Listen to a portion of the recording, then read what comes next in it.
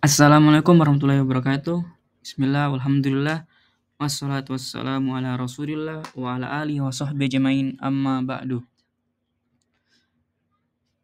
Pada kesempatan kali ini, izinkan saya dan teman sekelompok saya untuk mempresentasikan terkait analisis kasus Chevron dan lembaga lingkungan di Ekuador pada mata kuliah Pengantar Hukum Indonesia. Izinkan saya dan teman-teman saya memperkenalkan diri. Yang pertama ada Muhammad Fahmi, yang kedua ada Faiz Royan, dan yang terakhir saya sendiri Muhammad Ajizaki. Langsung saja ke slide berikutnya. Penjelasan tentang PT Chevron. Chevron adalah perusahaan energi multinasional yang bergerak di bidang eksplorasi, produksi, dan penghilangan minyak dan gas alam. Chevron juga memproduksi produk kimia dan tenaga listrik. Nah, Chevron ini memiliki beberapa fakta, di antaranya yang pertama itu Chevron adalah salah satu dari 6 perusahaan minyak dunia. Yang kedua, Chevron merupakan perusahaan energi terpadu terbesar kedua di Amerika Serikat. Yang ketiga, kantor pusat global Chevron berada di San Ramon, California. Dan yang terakhir, Chevron Indonesia adalah produsen minyak mentah terbesar di Indonesia, menyumbangkan sekitar 40% produksi nasional. Itu cerita singkat mengenai PT Chevron. Lanjut ke slide berikutnya.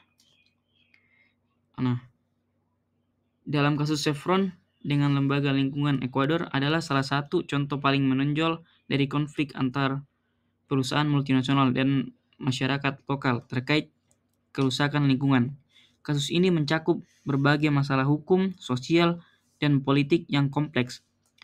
Analisis lengkap kasus tersebut dapat ditemukan di sini, yang yaitu pada latar belakang kasus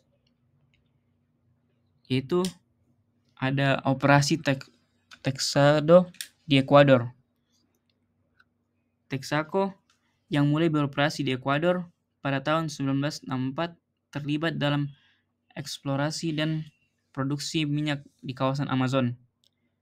Selama periode operasional hingga tahun 1992, Texaco dituduh melakukan praktik pengelolaan limbah yang sangat merugikan lingkungan, termasuk membuang limbah berbahaya ke sungai-sungai. Setelah meninggalkan Ekuador, Texaco meninggalkan lebih dari 1.000 pit limbah terbuka yang menyebabkan pencemaran luas dan dampak kesehatan bagi masyarakat lokal. Selanjutnya, akuisisi oleh Chevron. Pada tahun 2001, Chevron mengakuisisi Texaco dan menjadi pemilik sah dari semua klaim dan tanggung jawab yang terkait dengan operasi Texaco di Ekuador. Masyarakat lokal kemudian mengajukan tuntutan hukum terhadap Chevron, menuntut ganti rugi atas kerusakan lingkungan dan kesehatan akibat aktivitas perusahaan.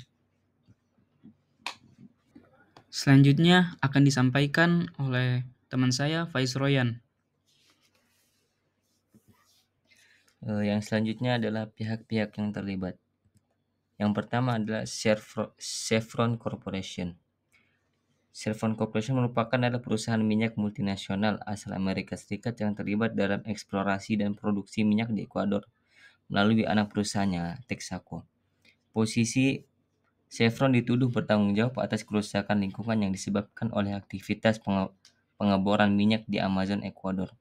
Perusahaan ini mengklaim bahwa putusan pengadilan Ekuador terhadapnya adalah hasil dari penipuan dan korupsi. Yang kedua, Lembaga Lingkungan Ekuador atau Lago Agrigo Plaintiffs, penggugat. Sekitar 30.000 warga Ekuador termasuk masyarakat adat dan petani kecil yang mengajukan tuntunan hukum terhadap Texaco yang kemudian diakuisisi oleh Chevron untuk meminta ganti rugi atas kerusakan lingkungan dan dampak kesehatan akibat aktivitas pengeboran minyak. Posisi mereka menuntut Chevron karena dianggap telah mencemari tanah dan sumber air mereka, menyebabkan penyakit dan kerusakan ekosistem. Yang ketiga, pemerintah Ekuador. Pemerintah Ekuador terlibat dalam proses hukum ini baik sebagai pihak yang mengelola sistem peradilan maupun sebagai pihak yang menandatangani perjanjian dengan Chevron pada tahun 1998 yang membebaskan perusahaan dari tanggung jawab lebih lanjut atas pencemaran.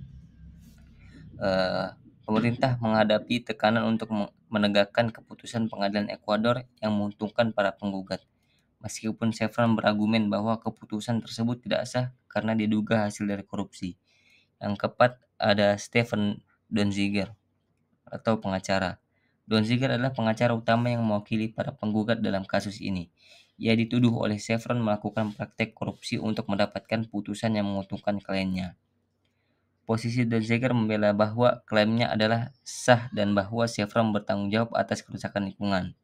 Yang kelima ada Alberto Guerra, seorang mantan hakim Ekuador yang terlibat dalam kasus ini. Guerra mengklaim bahwa ia menerima suap untuk membantu memanipulasi putusan pengadilan. Posisi meskipun awalnya memberikan kesaksian yang mendukung klaim Chevron tentang penipuan, Guerra kemudian mengakui bahwa ia berbohong tentang keterlibatannya. Yang keenam, Stratus Consulting atau konsultan lingkungan, perusahaan konsultan yang dipekerjakan oleh para penggugat untuk mengevaluasi kerusakan lingkungan. Beberapa konsultan dari Stratus memberikan kesaksian bahwa tidak ada dasar ilmiah untuk mengklaim terhadap Chevron. Yang ketujuh, Burford Capital, pemberi dana, salah satu penyandang dana terbesar untuk litigasi para penggugat. Burford memberikan kesaksian mengenai kecurangan dan perilaku tidak etis dari tim hukum para penggugat. Yang ke-8, Pengadilan Ekuador. Pengadilan di Ekuador yang memutuskan kasus ini termasuk putusan awal pada tahun 2011 yang memerintahkan Chevron membayar denda besar. Pengadilan menghadapi kritik terkait integritas proses hukum dan tuduhan korupsi. Selanjutnya akan dijelaskan oleh Fahmi Ramadan.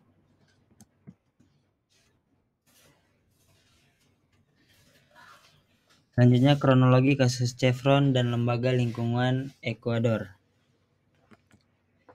Yang pertama ada awal operasi Texaco di Ekuador tahun 1964 sampai 1992. Pada tahun 1964, Texaco memulai operasi pengeboran minyak di wilayah Amazon Ekuador. Dan pada tahun 1972 sampai 1992, selama periode ini, Texaco dituduh membuang miliaran galon limbah berbahaya ke sungai-sungai yang menyebabkan kerusakan lingkungan parah dan dampak kesehatan bagi masyarakat lokal, termasuk peningkatan kasus kanker dan penyakit lainnya. Lalu yang kedua, penutupan operasi Texaco dan akuisisi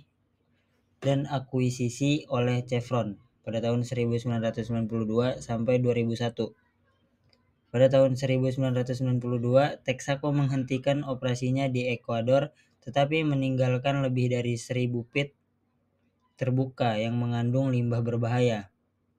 Tahun 2000, Chevron mengakuisisi Texaco dengan nilai sekitar 45 miliar US dollar, mengganti nama perusahaan menjadi Chevron Texaco Corporation. Selanjutnya yang ketiga, tuntutan hukum oleh masyarakat lokal pada tahun 2003. Penggugat pada tahun 2003 sekitar 30.000 warga Ekuador yang terwakili oleh kelompok lingkungan mengajukan tuntutan hukum terhadap Chevron di pengadilan Ekuador, menuntut ganti rugi atas kerusakan lingkungan dan kesehatan akibat aktivitas Texaco. Selanjutnya yang keempat, putusan pengadilan Ekuador tahun 2011. 14 Februari 2011, Pengadilan Provinsi Sucumbíos mengeluarkan putusan yang menyatakan Chevron bersalah atas pencemaran lingkungan dan memerintahkan perusahaan untuk membayar denda sebesar 8,6 miliar US dollar untuk perbaikan lingkungan. Denda ini dapat meningkatkan menjadi 19 miliar US dollar jika Chevron tidak meminta maaf secara publik. Selanjutnya yang kelima, banding oleh Chevron Maret tahun 2011. 9 Maret 2011, Chevron mengajukan banding atas putusan tersebut, mengklaim bahwa pengadilan Ekuador tidak memiliki yurisdiksi dan menuduh adanya penipuan dalam proses hukum. Selanjutnya yang keenam, penyelesaian banding 2012. 3 Januari 2012, Pengadilan Provinsi Sucumbíos menolak banding Chevron dan menegaskan kembali putusan sebelumnya. Chevron kemudian mengajukan banding lebih lanjut ke Mahkamah Agung Ekuador. Selanjutnya, 7. Proses arbitrase internasional pada tahun 2009 sampai 2013.